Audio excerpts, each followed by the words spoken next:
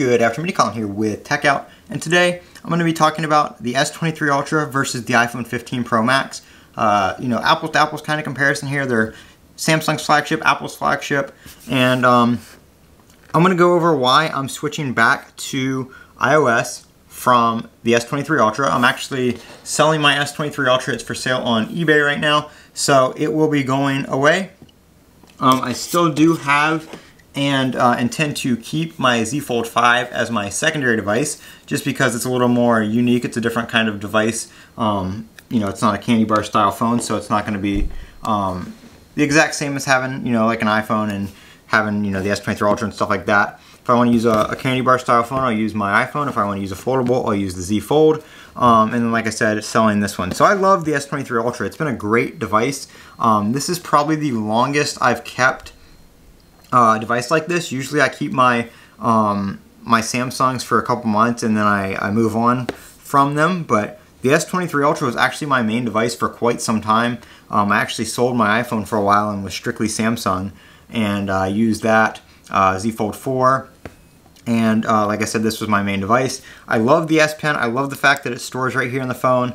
It's easy to get to, and it's right there. I just love that. I love the clicky feeling of it. It's kind of like a little fidget toy too, when you don't actually need the S Pen. But other than that, no real use case for me. Very, very nice design on this phone this year. Love the sides.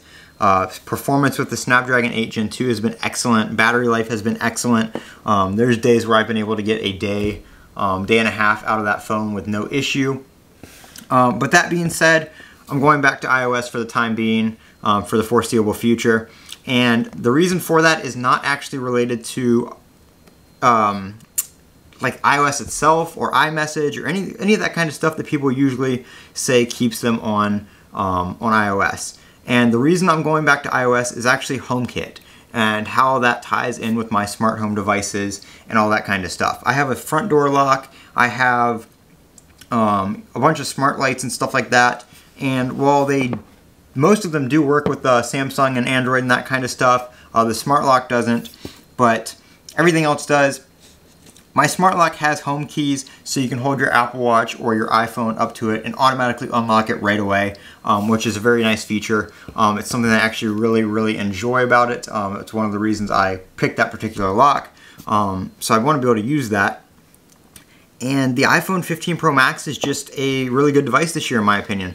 I know there's a lot of people complaining about some stuff, overheating, battery life, scratching, but I'm not too concerned about it. I haven't had my phone overheat. I've been using it straight for 3 days now, with all sorts of different apps: YouTube, X, Instagram, Snapchat. I just went on like a 2.5 hour one-way trip to get my Apple Watch Ultra. So I was using basically CarPlay for about 5 hours straight, there and back, using maps and streaming my satellite radio app and all that kind of stuff. And my phone never even got warm. So I'm not really having any of those issues. I'm not too concerned about it. I get that some people may actually be having issues. I'm not downplaying that. But I think they need to give the devices a few days. I did set my phone up from new, so it did not have to restore a bunch of apps and stuff like that. I think a lot of the complaints we're seeing about battery issues and heating issues when it's charging, I think that is the phone syncing a lot of that stuff in the background, because that's when it does most of those tasks, is when the phone's plugged in. iOS is very good about that, to optimize battery life. It does not do a bunch of those tasks when the phone is on battery. So when you're not using your phone and it's on the charger, that's when it's going to do a lot of that stuff. So if you're seeing your phone get warm while it's just sitting there idle on the charger the first few days, it could be related to that. So give it a little bit before you start judging battery life, before you start judging the temperature and all that kind of stuff. But my phone's not gotten really warm to the touch. I mean, it's gotten warm to the touch when I'm charging it and using it, but it hasn't gotten unbearably hot. It hasn't gotten abnormally hot or anything like that. So no issues there. So I really like this phone, and that's part of why I'm going to go ahead and use it again, go back to Team iPhone. It has nothing to do with like green bubbles and SMS or iMessage or any of that kind of stuff. It's simply because the iPhone is what works best for me right now with my current, setup. Ties into all my Macs, ties into all that kind of stuff. We've got USB-C now, so I can use all my existing cables and stuff like that. There's not a big change there. And really, it's just it comes down to my ecosystem, and not just the Apple ecosystem, I'm talking like HomeKit accessories, non-Apple branded stuff as well, just work better with the iPhone. So that's why I'm going back to the iPhone for right now. Like I said, I still do have my Z Fold 5, and I do plan to switch over my Mint SIM from my S23 Ultra to my Z Fold 5. I don't know if I'll carry it every day, but I do plan on actually carrying 2 devices so I can have a larger screen foldable when I want that, and then I can have my regular daily driver right here when I want that as well too. I could easily put the Mint SIM on here and just do eSIM, but I don't really use Mint for the separate number. I use it so I can actually use 2 different devices. It's not a I want a number for this, a number for that kind of thing. It's I want a device for this, device for that kind of deal. So that's what I'm going to do with that. I'm going to switch that over, and I'm still going to do Z Fold 5 content. We're still going to do the beta on that when it comes out for One UI 6. And then we will, of course, have the iOS stuff on the iPhone 15 Pro Max as well.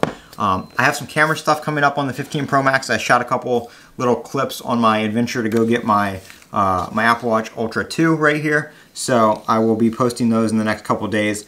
I might add a little bit to it here and there, but I shot those on there. I actually saved it to the external drive. I didn't record directly to external storage because you have to do ProRes 4K 60 to do that.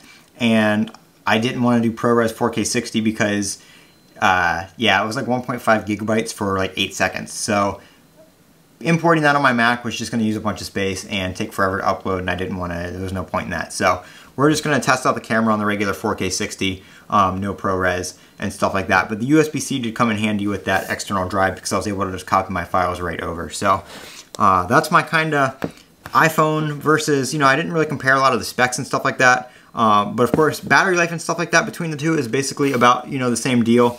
So far, the iPhone's been getting about what the S23 Ultra did. Like I said, it's basically an apples to apples comparison, brand to brand.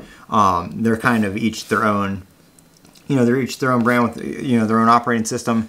This has a few things that this doesn't. This has a few things that this doesn't. But right now, that's why I'm going Team iPhone and stuff like that. So if you guys have any questions or want to see any other comparisons, I've got a few more days with the S23 Ultra, so leave a comment down below and I will do that. If I don't have the S23 Ultra anymore and I see your comment, I can always add that into another video as well. So I'm Colin with Tech Out. Don't forget to comment, rate, and subscribe. And as always, have a great day.